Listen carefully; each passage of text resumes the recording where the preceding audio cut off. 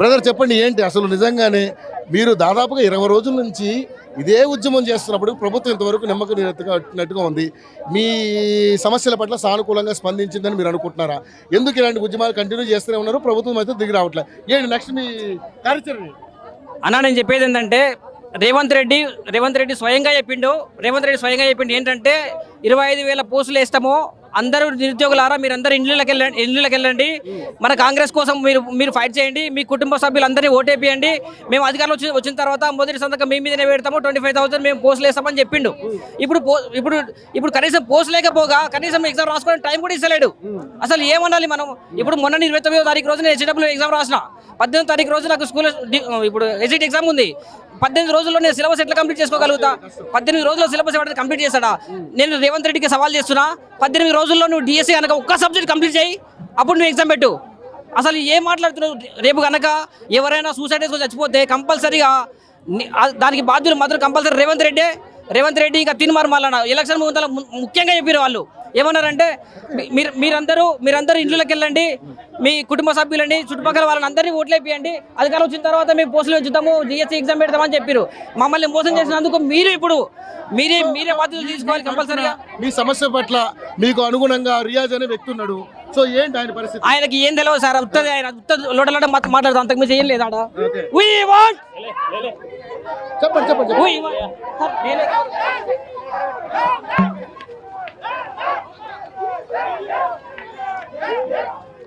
కొంచెం వదులుతారా?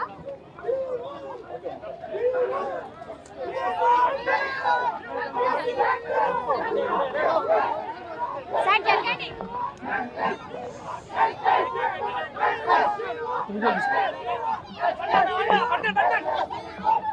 అమ్మా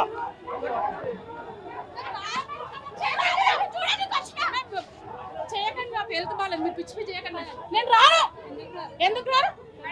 అరే మేము చూడడానికి వచ్చిన అట్లా చేస్తున్నాను. అరే రామన్నా మేము ఎక్కడతావా? మరి ఏం చేస్తావు? రాండి. అరే నాకు హెల్త్ బాగాలేదు, ఇవ్వండి మీరు. నేను ప్రెగ్నెంట్. అరే ప్రెగ్నెంట్ అంటున్నారు కదా, ఎందుకంటే ఇచ్చేస్తున్నారు? ప్రెగ్నెంట్ అంటుంది కదా.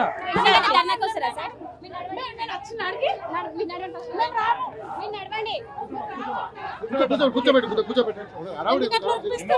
మేడం, అలా అయిపోయాక ఎక్కించండి.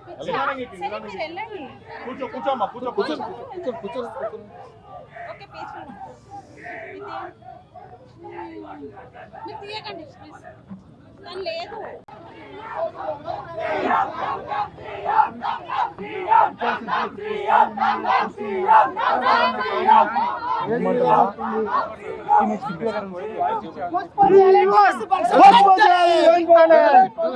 పోస్ట్పోన్ చేయాలా సార్? తెలంగాణలో ఉన్నటువంటి గ్రూప్ 2 పోస్టులు కానీ గ్రూప్ 3 పోస్టులు కానీ చాలా పెద్ద మొత్తంలో ఉన్నాయి. అయినా కూడా ఈ గవర్నమెంట్ ఎలాంటి పోస్టులు పెంచకుండా నిరుద్యోగ యువతతో ఈ యొక్క వాళ్ళ ప్రాణాలతో చెలగాటమాడుతున్న ఈ యొక్క తెలంగాణ ప్రభుత్వాన్ని మేము డిమాండ్ చేస్తున్నాం. వెంటనే తెలంగాణలో ఉన్నటువంటి గ్రూప్ 2 పోస్టులు కానివ్వండి, గ్రూప్ 3 పోస్టులు కానివ్వండి, పెద్ద సంఖ్యలో ఉన్నటువంటి గ్రూప్ 3 పోస్టులు, గ్రూప్ 2 పోస్టులు, పంచాయత్ సెక్రటరీ పోస్టులు వెంటనే పెంచాలి. మా నిరుద్యోగ యువతను ఆదుకోవాలి.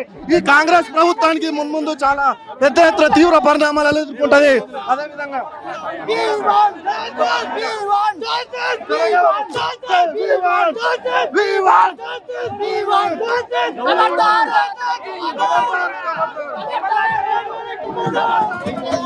ఎంకోడర్ చేసేసి పాదులు ఎవరికి అందరి నిరుద్యోగాలను చంపేస్తే పాదు ఉన్నది, ఇక ఈ లొల్లి ఉన్నది, ఈ పంచాయతీ ఉన్నది.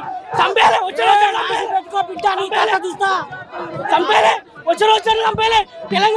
తెలంగాణ చచ్చిపోయినంత వరకు నిరుద్యోగ బాధ ఉన్నది.